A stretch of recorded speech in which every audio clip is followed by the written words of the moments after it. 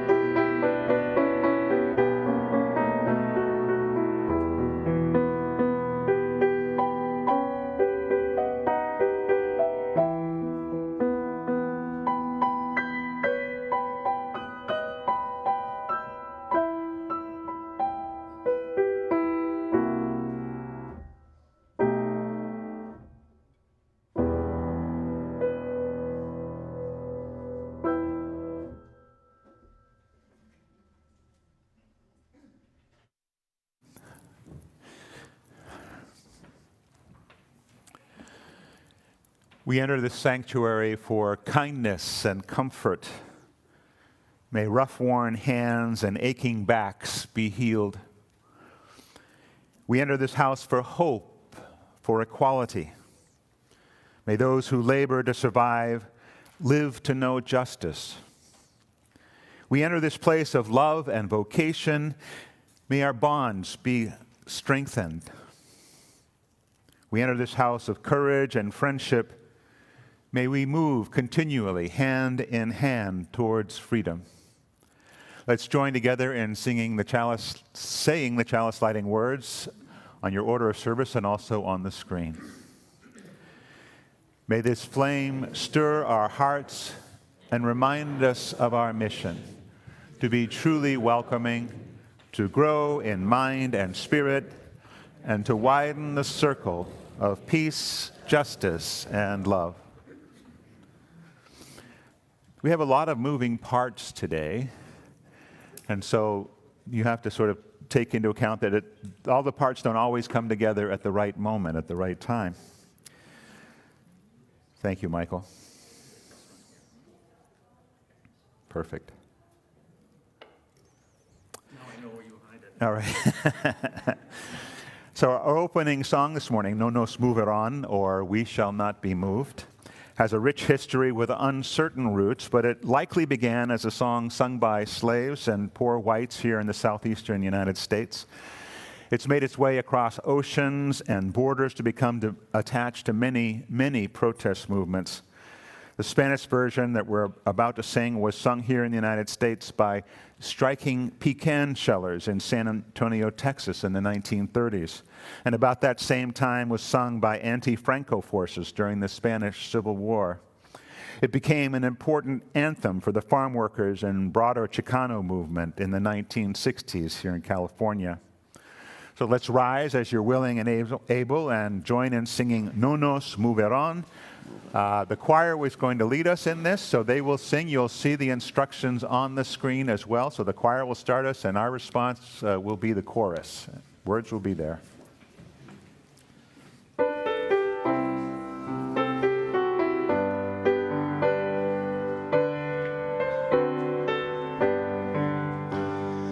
No, no, no nos moverán. No, no, no nos moverán como un árbol firme junto al río. No nos moverán.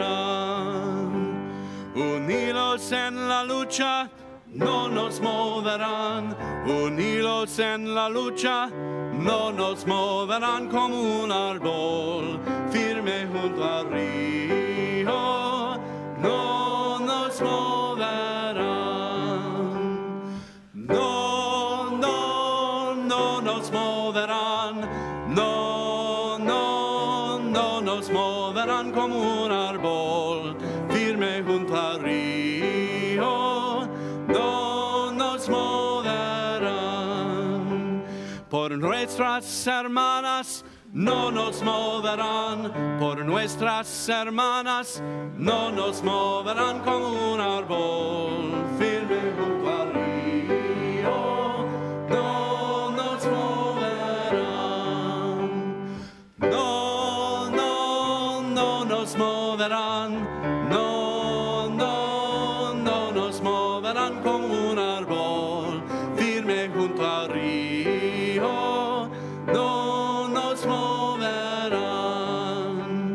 Por nuestros hermanos no nos moverán. Por nuestras hermanos no nos moverán como un árbol firme junto al río. No nos moverán. No, no, no nos moverán. No, no, no nos moverán como un árbol firme junto al río. No nos moverán. Unidos en la lucha, no nos moverán. Unidos en la lucha, no nos moverán como un árbol firme junto al río. No nos moverán. No, nos moverán, no nos moverán como un árbol firme junto al río, no nos moverán. Woo, thank you. Sit down. That sounded great, even though that, that last line, como un árbol, so yeah, I'm very excited this morning to invite forward our membership chair, John Pipkin, and also Nancy Carroll, member of the membership committee, to help us welcome new members into our congregation. It's always a happy day when we do this, but it has been a long time. In fact, it's been since before COVID that we actually engaged in this recognition ceremony. So, John, I invite you forward.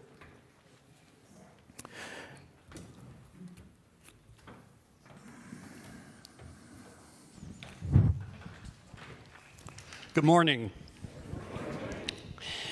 First of all, this is the hard part. I would like to invite the following new members to join us at the front of the church. So please try to spread out across the front here so everybody can see you. Starting from, and please don't bump into any of the recording equipment, the piano, it's very expensive. Yeah, we moved the flame back so there wasn't any problem there. Okay, and if I mispronounce the name, please forgive me. I tried to check all of you to make sure I got it right, but you know how that goes. So, first of all, and this is in alphabetical order, Al Curran, Linda Allen and Pat Comer, Amanda and Frank Venizio, Judy Freiberg, Jack Garski, Jack's standing over here. Sue Heckman and Paul Bishop, Rosemary and Lance Horn, Richard Hoverman, John Karikoff, Evelyn Kuntz and Carl Krafchek. You might need to do that sort of photographic sort of side-to-side thing. Yeah. Elizabeth Murrell, John Newton, Lori Osmond, Diane Rahman, Jim Reeves and Chris Rapp, Roy Stewie and Alan Smith, Kathy Summers, Linda Swears, Helen and Frank Yates, Laura Litton and Richard Zelisko. Welcome all.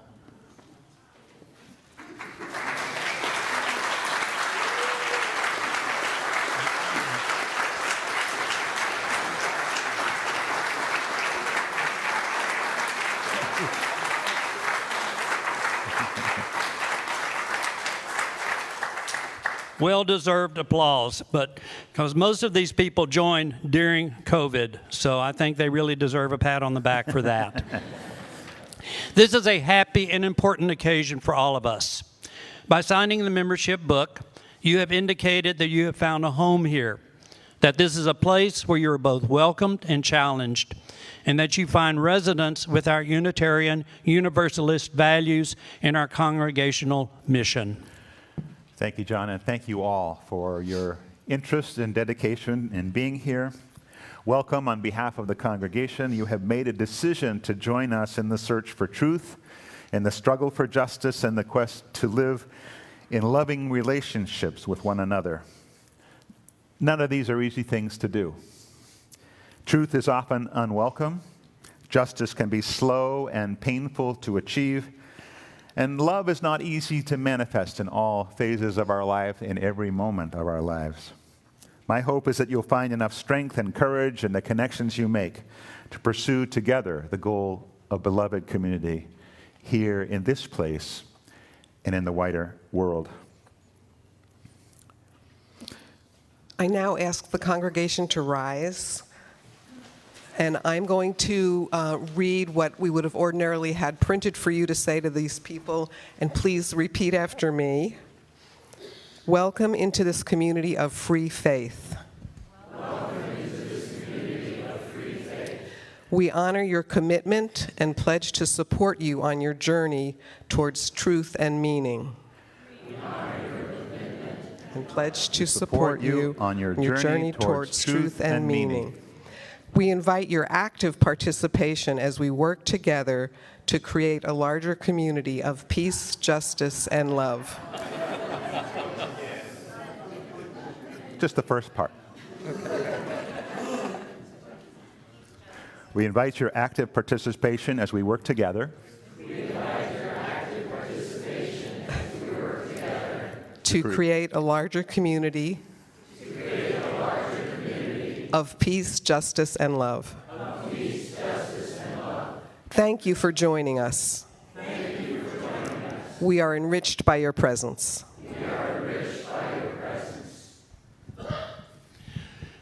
And for our new members, allow me to lead you in your memorized response.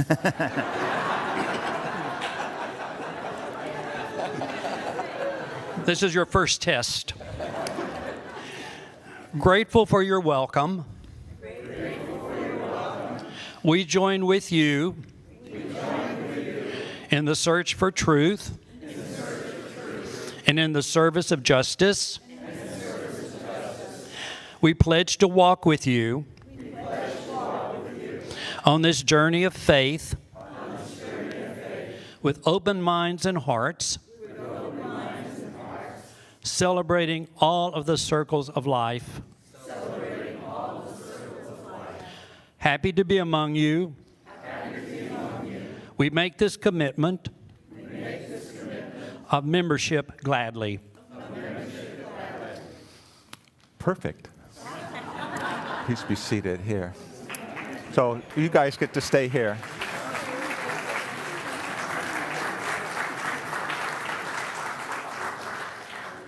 To extend and receive the hand of fellowship within our tradition is a simple act, but it has deep significance. As John and Nancy and I offer you the symbolic gesture on behalf of the entire congregation, please know that you are warmly welcomed into this expanding community of peace, of justice, and love. John, you want to come forward too? I'm going to follow up behind it and say, welcome. Thank you. Welcome. Thank you. Thank you. Welcome. Thank you. Welcome. Laurie. Welcome. Elizabeth, welcome. Thank you. Carl. Thank you. Evelyn, nice to see you. Tony. Lance. Rosemary. Sue. Paul. Yeah. Welcome. Right. Frank. You gotta look where I'm going. Welcome. Has everybody gotten their books yet? Oh, you're waiting.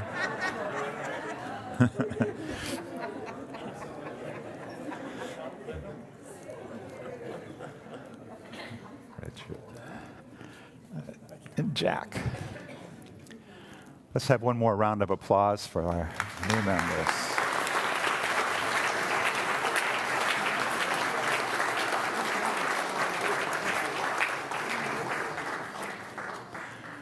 And as our new members make their way back to their seats, you can look in your hymnals for our centering hymn, number 123, Spirit of Life. The words will be on your screen.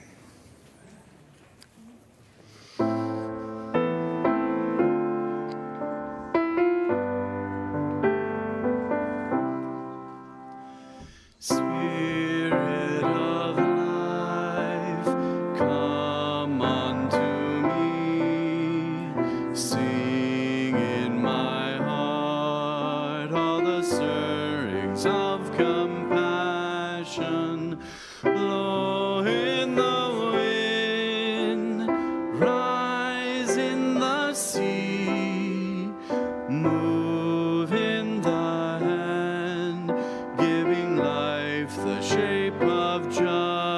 justice.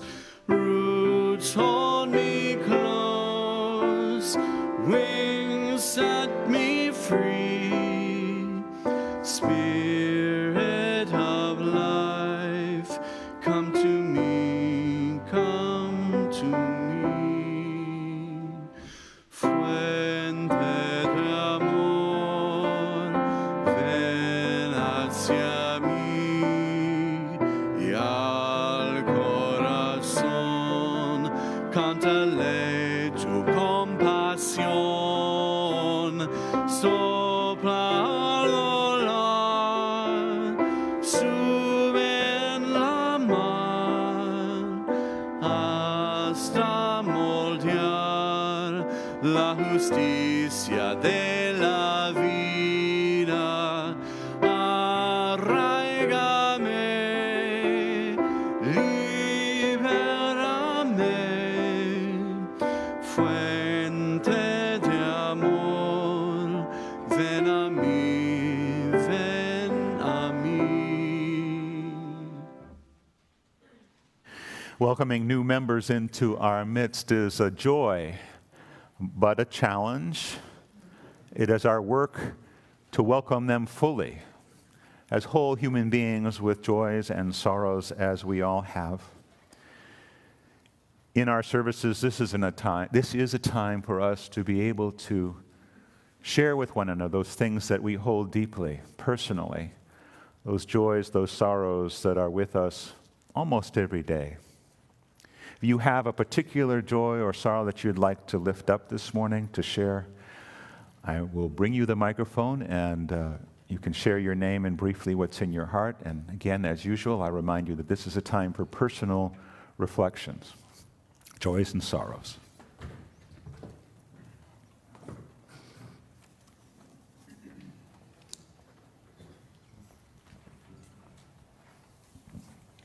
Good morning. My name is Marion Regal. So soon after losing Flo here, this week we lost our 99-year-old member, the senior member of our church, in terms of age. He was a fabulous person. He was my crusty curmudgeon. He will be missed so much.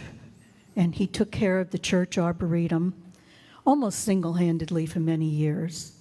And then as he got into his 80s, people started helping. Marion, which church was that? Cherry Hill. Cherry Hill, New Jersey.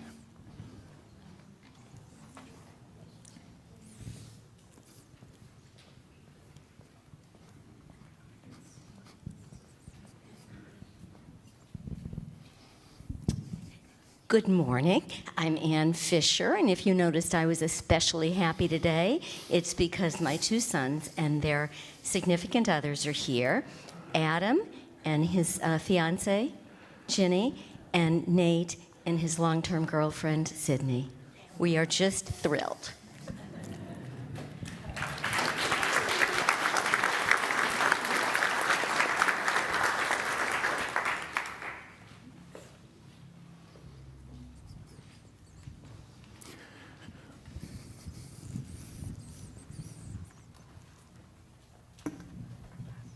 I'm pleased and thrilled and grateful.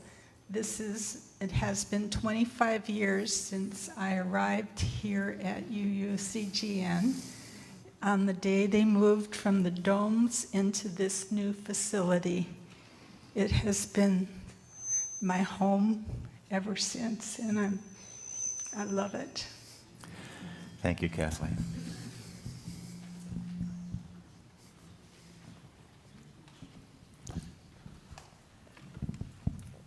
I'm Catherine, and I have two grandsons who are at Florida Tech. One is a fourth-year senior, one's a fifth-year senior, and they decided they wanted to get started on their student debt. And so they created a business called Snow Bros. They're selling snow cones. They outfitted a trailer, and they just yesterday got their food permit from Florida. And so they're officially a business and ready to roll. And I'm just so proud of them that they want to work down their student debt in a creative, entrepreneurial way.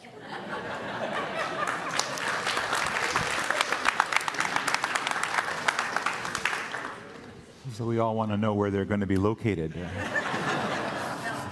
Melbourne, okay. It's a drive, but probably worth it, right? Anyone else this morning?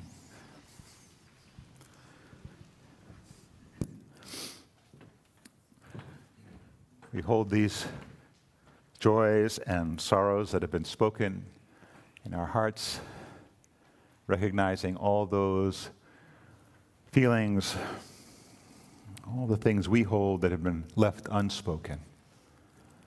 And in that spirit, let's join in meditation.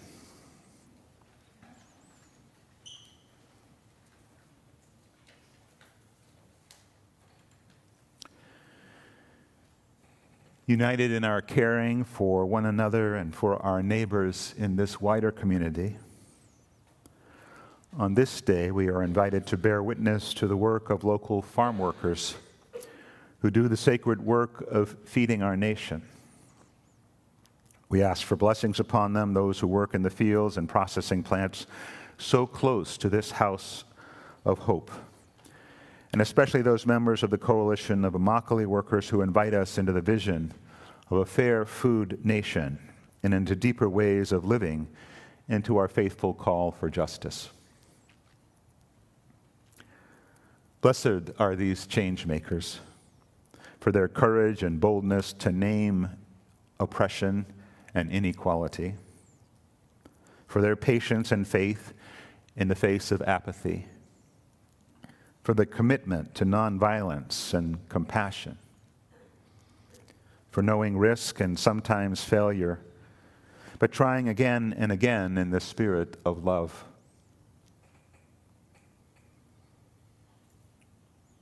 In that spirit, embolden us as we pledge to accompany and be good allies in this worthy cause, to share in their work that has been important, not only locally, but nationally and globally. May each step we take together bring us that much closer to making the earth a little more like heaven. Let's share some moments of silence.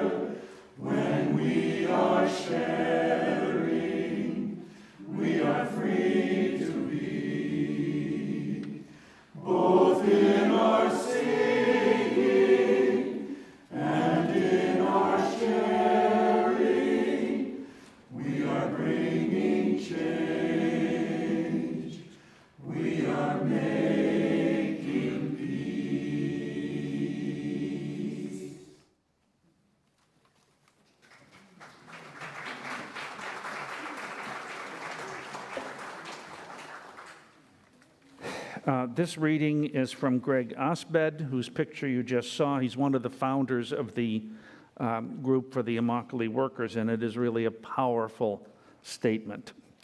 If we as Americans are to protect the fragile progress towards ever greater social justice that we have made across the generations, we must fight together in a broad and inclusive movement to protect our rights. Immigrant rights, women's rights, LGBTQ rights, civil rights, labor rights, our right to health care, our right to religious freedom, our right to a clean and sustainable environment, our right to a fair and equitable economy, and more are human rights. If each of those sectors faces the challenge alone, we will be weak. We will be on the defensive, and we may lose ground. Together, however, we can define the agenda, one that fosters a vision of universal human rights, and we can win. When it comes to the rights of farm workers, what people forget is that the market doesn't stop at the level of the corporations, it stops at us. We are the ultimate buyers. So just as corporations can almost dictate to their suppliers everything they want in the product that they're buying and also the price, consumers can do the same thing. Ultimately, we are at the top of this hierarchical system of power that is the food market.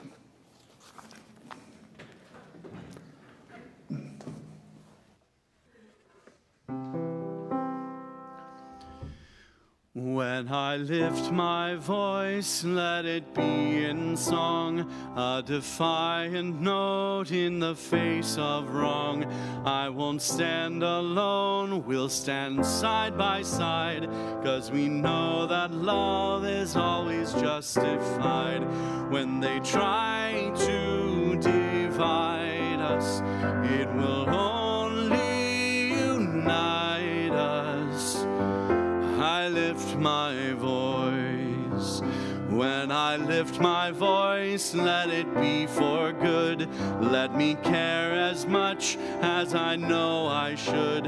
I won't stand alone, I'll stand side by side, 'cause we know that love is always justified. If they try to divide us, it will only unite us. I lift my voice. I lift my voice.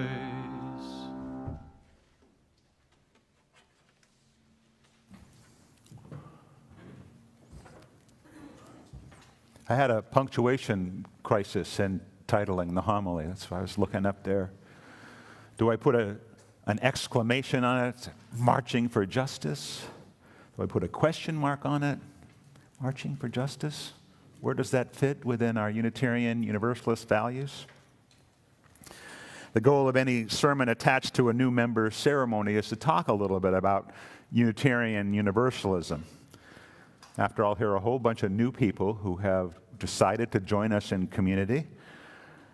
They've come to our doors. They've found something that they like, and they've stayed. They've made a commitment to you, and you to them.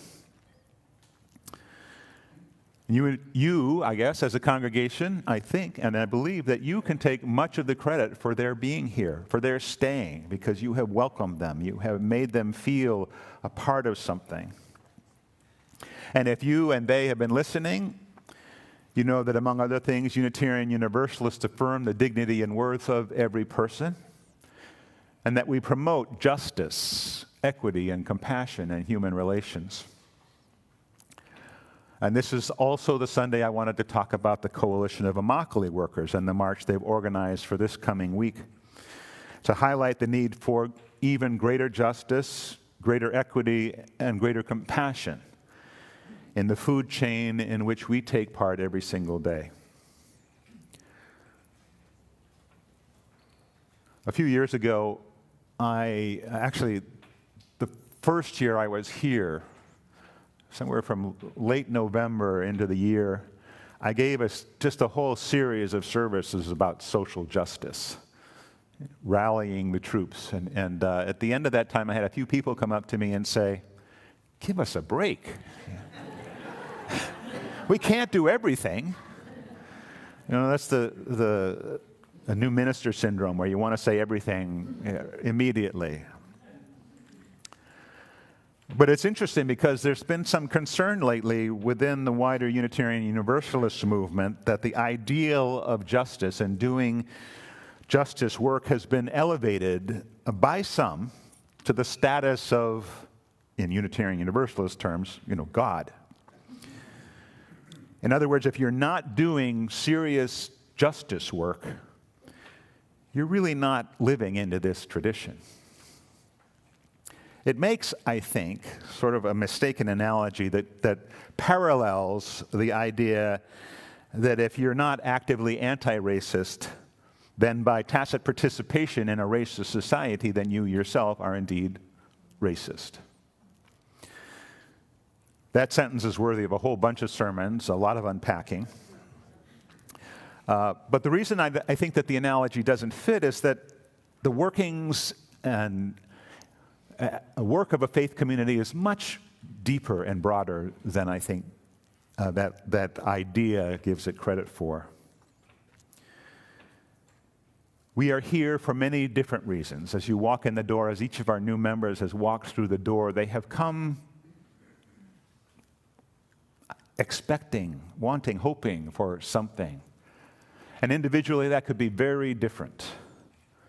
They could have seen us out on the streets with our yellow Siding with Love t-shirts and said, "Oh, what's going on there? I want to be part of that." They could be dealing with loss, the deep loss of a loved one, and trying to find some place to be with others and share their grief.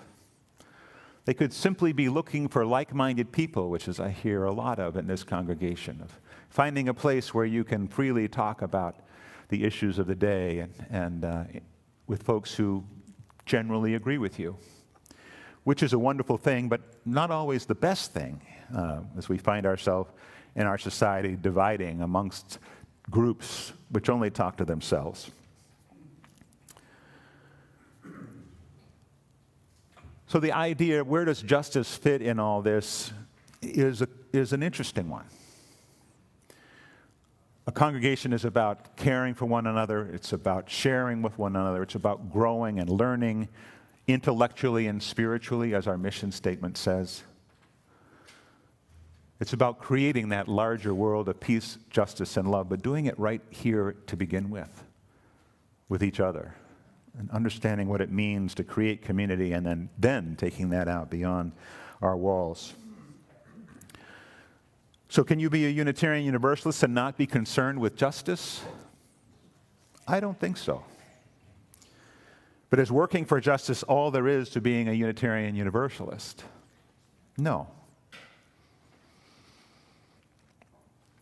Paul Razor, one of our Unitarian Universalist theologians, says that regardless of how we express our reasons for coming, each of us deep down comes to be transformed,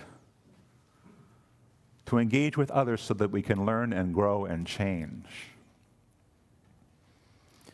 In some ways, that means we are trying to figure out how to relate to this world and each other in new ways, in ways that make sense. And so we are called, each one of us, to deepen into that sense of connection with one another. What does it mean to be in relationship with a large group of people like this?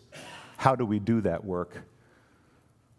How do we relate? How do we begin to deepen into our own sense of values so that we can more easily, more comfortably understand and relate to other folks?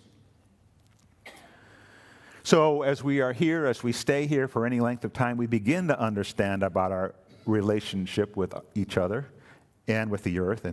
And that kind of active participation invites us to think about the wider world. And because of our values of wanting to create that wider world, of investing in some way in the common good.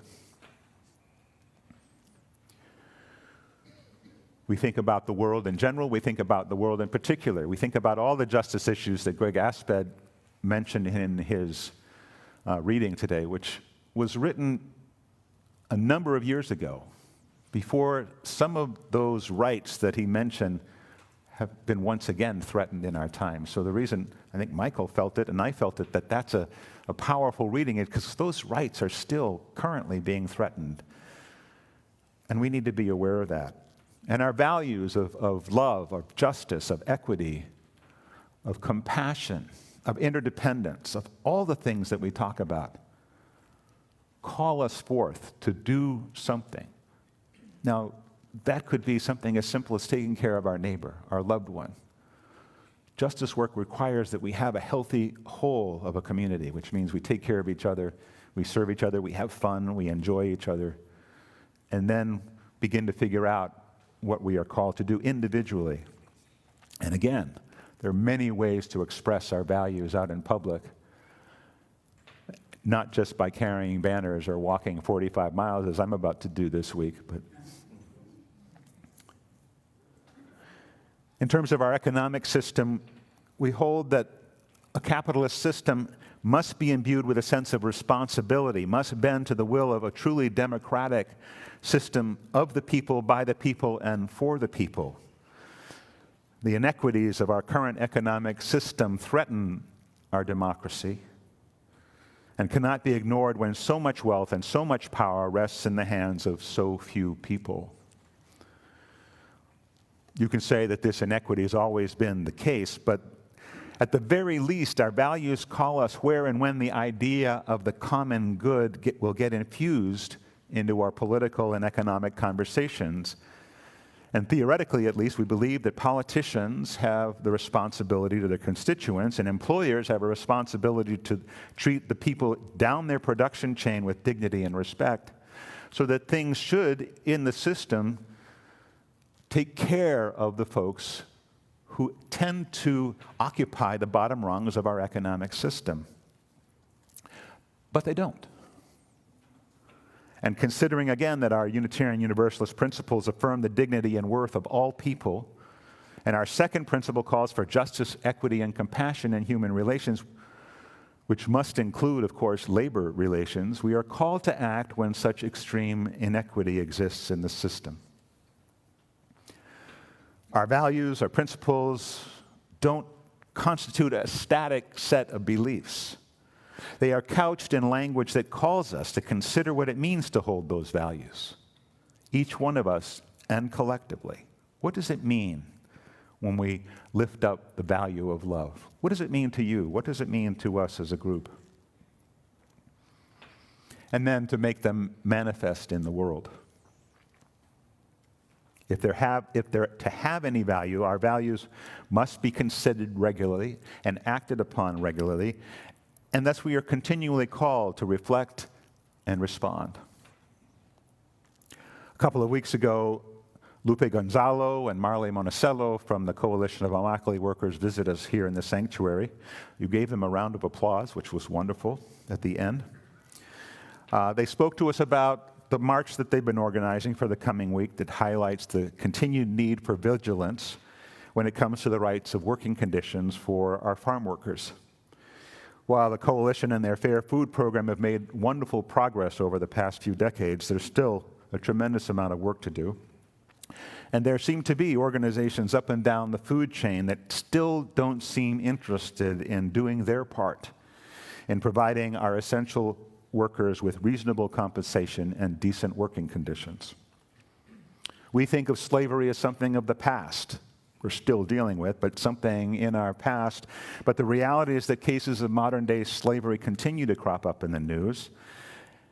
This march begins this week near the shores of Lake Okeechobee in Pahokee, Florida, the location of the most recent case of modern-day slavery that was successfully prosecuted just this year here in Florida. Most of us have benefited from a secure workplace. And a lot of the responsibility for that, no matter what our role in this society, what our working roles were, a lot of that has come from the work of labor unions. The National Labor Relations Act of 1935, which forbids employers from firing a worker for joining or organizing or supporting a labor union, specifically excluded farm workers and domestic workers at the time. And it should be no surprise that at that point, many of those workers were African American. Farm workers were also excluded from the Fair Labor Standards Act of 1938, which guarantees other workers a minimum wage, overtime pay, and other protections, but did not include farm workers. The act was amended almost 30 years later in 1966 to partially include the agricultural workers and the minimum wage provisions, but 50 years down the road, farm workers are still not eligible for overtime pay, even though they work many long hours. And they don't, although the federal laws don't prohibit farm workers from unionizing, the reality is that they withhold labor protections that make unionizing possible. So an organization like the United Farm Workers in California, and that wonderful story, is an exception rather than a rule in our country still. Coalition of Immokalee Workers has been slowly building visibility and momentum with a new model that pushes the ideal of employer responsibility back into the laps of the growers, into the boardrooms of corporations, and further up the food chain, and ultimately to us, the consumer. Because as the reading suggested, we, the people, are the ones that pay for our product. And we, the people, are the ones that should demand that the workers down the food chain are treated fairly. And we can do that in many different ways. We do that by joining a movement like the CIW.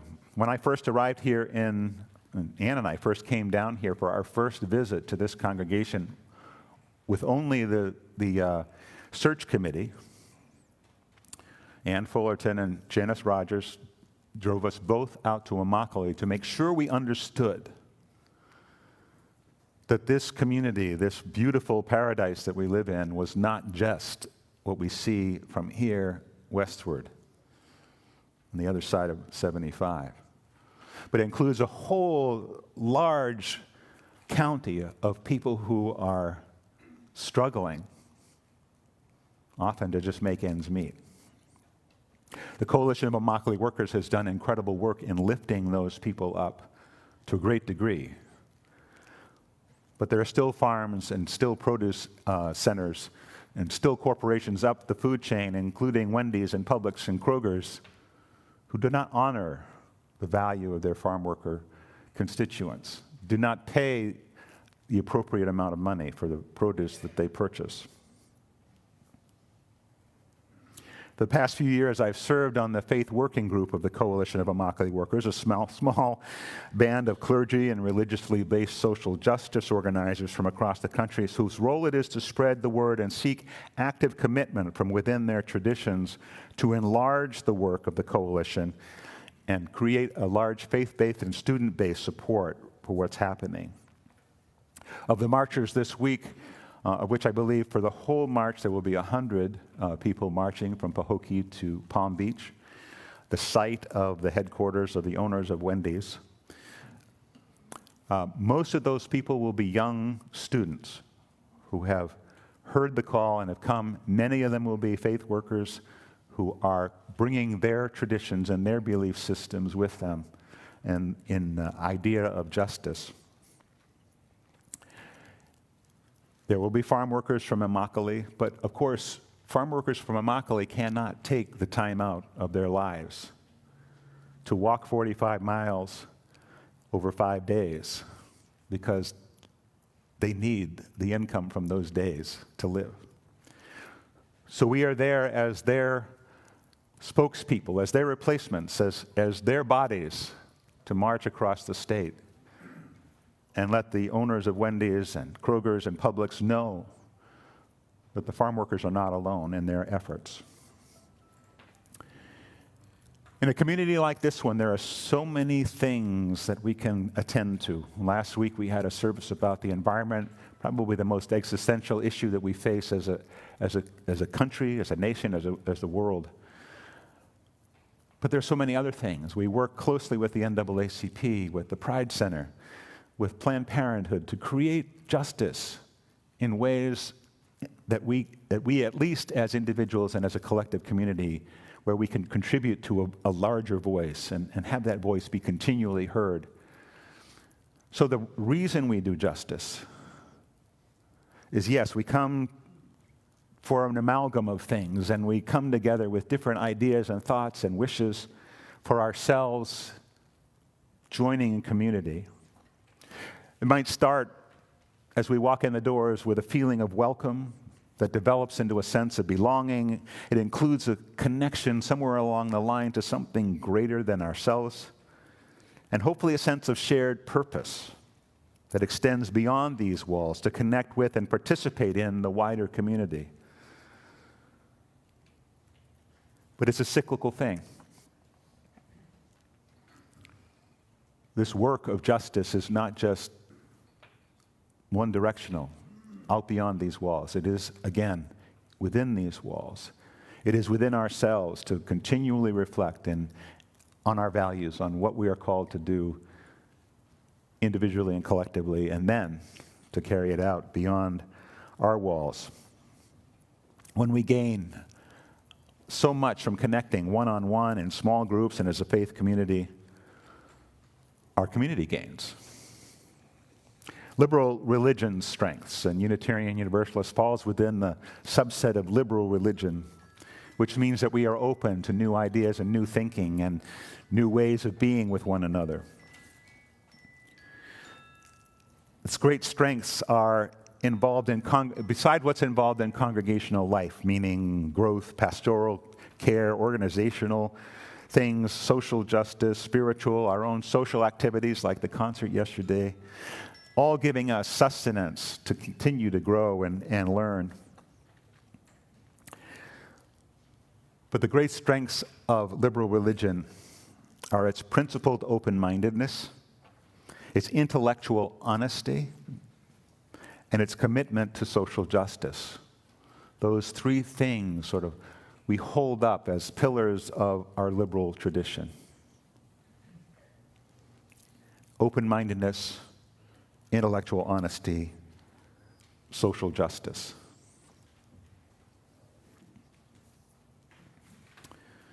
One of my grandmother's great heroes was Susan B. Anthony, a sometimes Unitarian, who held a simple, pragmatic theology. "I'm tired of theory," she wrote. "I want to hear how we must act to have a happier and more glorious world." When she was interviewed once, she was asked if she prayed, and her response matched her theology and I think ours. "I pray every single second of my life," she replied, "not on my knees, but with my work." And so it is with each of us. We come here for many different reasons, but ultimately when we move beyond the social aspects of being in community, we find ourselves searching within for an understanding how we might fit into this community and into the wider world, what values we hold dear. And then we turn around, we go back out that door and figure out what those core values call us to do.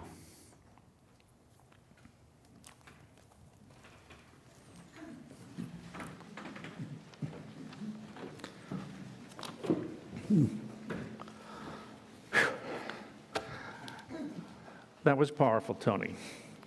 As we take time to reflect on today's words and music, let's also take time to show our gratitude for this community and all that it does.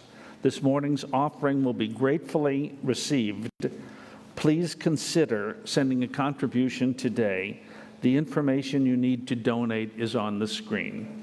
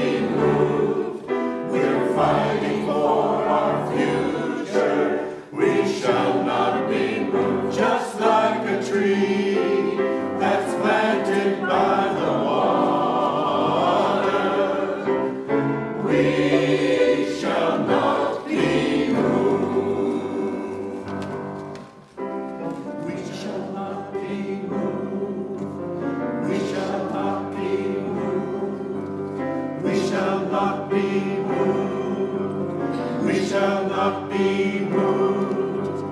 We shall not be moved. We shall not be moved. We shall not be moved. We shall not be moved. We're young and old together. We shall not be moved. We're young and old together. We shall not be moved. Just like a tree that's planted by the waters, we shall not be moved. The whole world is watching. We shall not be moved. The whole world is watching. We shall not be moved. Just like a tree that's planted by the waters, we shall not be moved. We shall not be moved. We shall not be moved. We shall not be moved. We shall not be moved. We shall not be moved. We shall not be moved. We shall not be moved. We shall not be moved. We shall not be moved. We shall not be moved. We shall not be moved. We shall not be moved. We shall not be moved. We shall not be moved. Just like a tree that's planted by the water. Just like a tree that's planted by the water. Just like a tree that's planted by the water. Oh, we shall not be moved.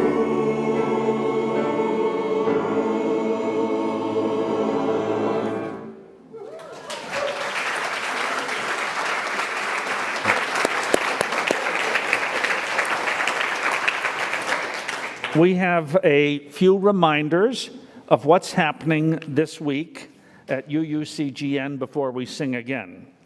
We have a great forum next Sunday with Keith Maples, who's the Chief Development Officer of the Neighborhood Health Clinic.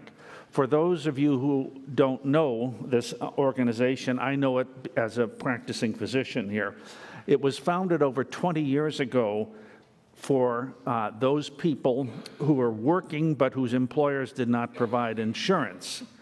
And the individuals all they had to do was pay 1 hour's salary to be treated there. Nobody was free. You had to be a working person.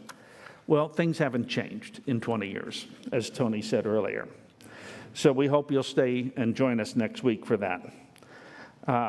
Second, our UUCGN Team Against Racism and Oppression, the TARO, invites the congregation to attend a pilot workshop entitled Reparations, Questions, Considerations, and Conversations to take place on Saturday, March 25th. The workshop is part of a national dialogue and reckoning with the enslavement of Africans and the racially exclusionist policies towards their descendants post-emancipation. Workshop participants through multimedia will consider the rationale for reparations, the pros and cons, the basis for the racial wealth gap, and reparatory actions, past and present, at the sub-federal, federal, and international level. This free 3-hour workshop begins at 10 a.m. on the 25th here at UUCGN. Refreshments will be served. Congregants interested in and guests interested in attending may register after the service on the pavilion by contacting office@uunaples.org. Continuing today and throughout the end of the month, in Menaker Foyer is an exhibit honoring Women's History Month entitled Female Focus. The exhibit highlights women artists who are members and friends of UUCGN.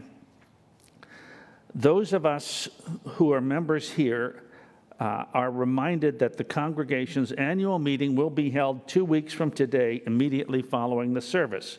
We will vote on the budget and our slate of officers for the coming year, as well as some bylaw changes that have been communicated already. There are 2 non-UU events this week that we would like to encourage our members to attend. The first is a conversation about anti-Semitism being held on Tuesday afternoon. Reverend David Greenhaw, interim senior minister at Naples United Church of Christ, and Rabbi Adam Miller of Temple Shalom will be there sharing the stage and their concerns about the rise of anti-Semitism nationally and locally. And if they can be anti-Semitic, why not be anti-Unitarian? Eventually. And second, on Monday, March 20th, the NAACP is holding their annual literacy luncheon. This is a great event in support of our public schools and organizations that work to raise the literacy levels in Collier County. If interested, please see Bill McCormick for more details. Information on all of this and so many more can be found in the newsletter, the Sunday news, or in any of this week's email blasts. Now let's rise as you are willing and able to join in singing our closing hymn, Wo-ya. Wo-ya-ya, wo-ya-ya. The words will be on the screen.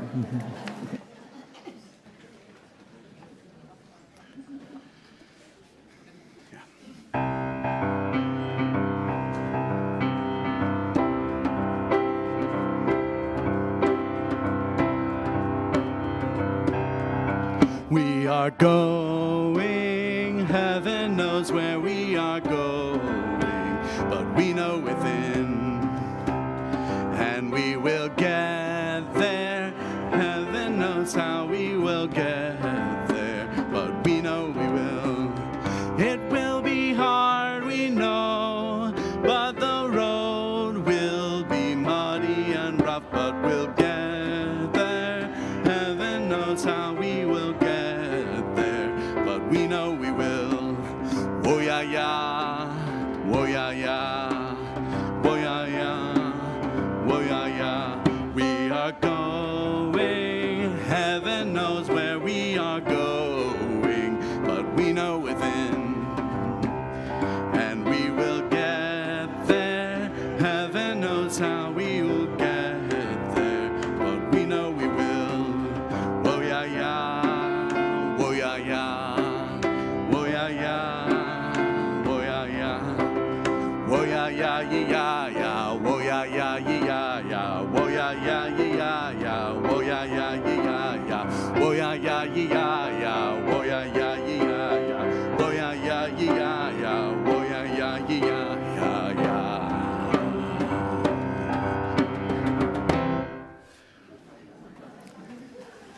Blessed are we who know that the work of a congregation is the transformation of self and society. Blessed are we who take up the great task of loving one another and the world. Blessed are we who have a vision of a beloved community that transcends the present moment. Blessed are we who do not shrink from controversy, sacrifice, or change. Blessed are we who have a shared responsibility to something greater than our own wants and needs. Blessed are we indeed if this is who we can become. Go in peace. Go in love. Have a wonderful day.